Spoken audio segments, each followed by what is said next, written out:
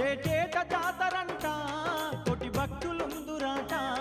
ఆ సతేడు వారాలు సత్యమైన మల్లన్నకు ఆ కేతమ్మతోని బలిజా మేడాలమ్మతోని ఆ ఇద్దరు భార్యలతో ముద్దుగా మల్లన్న పెళ్ళాట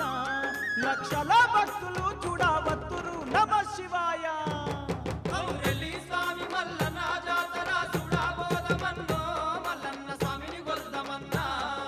కోటి మాయల మల్లన్న దేవుని కళ్ళ